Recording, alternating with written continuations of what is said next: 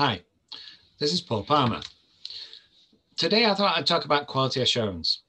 Now, I know I've talked about it in the past, but maybe you didn't see that. And I want to look at it from a slightly different perspective. So, most people understand what quality is. You know what you've got, a good quality pen or a bad quality pen, a good quality car or a poor quality car. But really, a lot of people don't really use the term correctly. They think of like a classy, a higher spec as quality rather than fitness for purpose. Now, if I want to supply a medicine, then I want it to be right for the job. But if I want to supply a product that's going to cost £10 when I could supply it for £1, is that really quality? Well, quality is actually providing the right product for the right price to the right person at the right time. So how do we assure that? Now, I say assure on purpose rather than insure. Insure is about getting the money back, isn't it? So somebody giving you the money when it goes wrong. So assure is what we do when we make sure it's going to be right by doing all the activities that we need in advance to ensure or assure the quality of the product. So quality assurance and quality control are often mixed up. But quality assurance, the principle of quality assurance compared with the department quality assurance is quite different. It's about the activities that we put in place when we're designing our quality management system, when we're looking at how to run our pharmaceutical manufacturing or distribution business. It's about where we look first. It's about doing a risk assessment. It's about planning the SOPs. It's about planning the right number of people in the right place doing the right activities. So I'll give you an example. If you want to get an SOP and you want to put it in place to meet the regulatory standards, it's probably not going to assure the quality of your product. It will do what it's intended. It'll do what you've gone out to do with it, which is meet the regulatory standard. But if for some reason you can't operate to that SOP within your business, then it's not a quality procedure. So hopefully that first example makes sense. Now let's come to another one. So I have a tablet. It's a pharmaceutical preparation. Let's start with simple paracetamol. A little paracetamol tablet like this. And it meets the spec exactly in the middle of the spec. So you've got a plus or minus 5% range on your active ingredient, and it's exactly that. It's exactly 100% of the 500 milligram spec. Now that pharmaceutical product could, without knowing anything else, be of good quality or bad quality. What if the patient can easily swallow that tablet and they can get it cheap, and maybe we're charging them 16 pence. I know it used to be, but it's not anymore.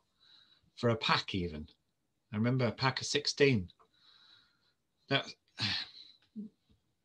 not that anymore. Okay, so for one patient who can take tablets and it's the perfect spec and it's within its shelf life and it's labeled and packaged correctly according to the specification, that's a good quality product. And we've put the processes in place, the SOPs, that tell you every step. And we've got the right number of people doing every activity in the process. So we've assured the quality of the product. Now, what if we want to place it on the market for people that can't swallow tablets? Now, is it still a good quality product? Well, of course it's not, because they can't swallow the tablet. So what do we do instead? Well, maybe they can swallow a capsule.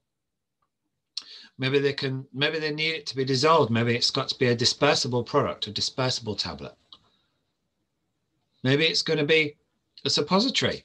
Maybe they can't take anything orally because of the condition that they're under. Maybe they've got esophageal cancer and they can't swallow anything.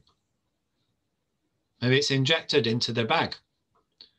So there's a whole host of different things. And what you want to do is you look at the plan you're putting in place to meet the quality plan, to meet the quality objectives of your product. And that's what quality assurance is about. It's not about the team that's in the department called quality assurance. It's about making sure that the pharmaceutical product that you're placing on the market meets the requirements of the patient consistently over time, up to and including the full shelf life. Making sure that when it's stored at the correct storage conditions, that it doesn't degrade. Making sure that you have put procedures and work instructions and records in place so that you know in advance when you make that product and you follow your procedures that it's going to be acceptable. So where else do we need to look for quality assurance? Well, we need to look to our suppliers, don't we? We need to make sure they've got appropriate procedures and processes in place, that they're sourcing the materials appropriately. We need to make sure we go and do an audit. Why do we do an audit? To verify that they're doing what we've defined that they need to do. Well, is that quality assurance or is that quality control?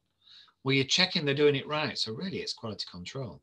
So what do you want to do for quality assurance with your suppliers? Well, you want to make sure that they understand your expectations. You want to make sure you put a specification in place, technical agreement in place, maybe a commercial agreement as well. Make sure they understand exactly what your expectations are for delivery, the storage conditions, the packaging format, the specification, whereabouts in the specification the material is going to be, all the performance criteria, so that they can have their quality assurance system in place. And the quality control that you're doing on that quality assurance system is going to do the audit. Now, many people argue that quality assurance audits are part of quality assurance, but to me, you're checking that they're doing it right already. Then again, self-inspections, what are they? Well, they're checking that you're doing it right, but maybe they're an investigation into see that the actual process has been operated correctly. See if there's any potential improvements, because quality assurance can include quality improvements, ongoing quality improvements. So how do you enhance those SOPs? What new equipment is on the market that you can use to do things better? Now, I hope that gives you a better understanding of quality assurance and the complexity of it. But they always start with the end in mind. Start with the end in mind, you know where you're going, and then go back to the beginning. What's the risk? What's the risk of us not achieving that goal? How can we make sure we put in place the controls that we need to have no risk, to eliminate all the risks? Or maybe we need to put certain checks and balances in place to eliminate the risks. We do a risk assessment. I'm sure you've all managed to do those. So why am I talking about quality assurance today? Well, I want to help everybody improve their understanding of quality assurance.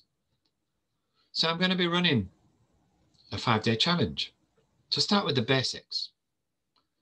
And then after that, in June, I'm going to be running a course about quality assurance principles, how they could be applied, how you should approach it in the first place, guiding you through the systems and processes that you could be implementing and where you should be starting, and then supporting any or all of you that might be interested in finding out more how you can make it better within your organization. And I'm not talking about the quality assurance team. I'm talking about quality assurance principles as a whole. Because one of the issues that I find when I look at the quality assurance within a company is a lack of knowledge, a lack of understanding. And sometimes that comes from not working together. So it needs to run cross-functional. The people in operations need to understand why those plans are put in place, because they're probably going to be the ones that write the next SOP. You need to make sure that the people in regulatory, the people in sales, the people in the commercial area, the people in product development all understand why you're doing what you're doing, so that they can make sure they put the controls in place. Okay, maybe it's not a regulatory requirement to have GMP in the development stages, but if you don't, you run the risk of it failing when you come to commercialization of that product. So personally, I feel that we should still have quality assurance right at the beginning and good manufacturing practices. Now, I know that has complications, but I'm not talking about doing it for the regulatory requirement. I'm talking about doing it to improve your business. So that's it for me for today. Talking about quality assurance. It's Paul Palmer. I'll talk to you all again soon.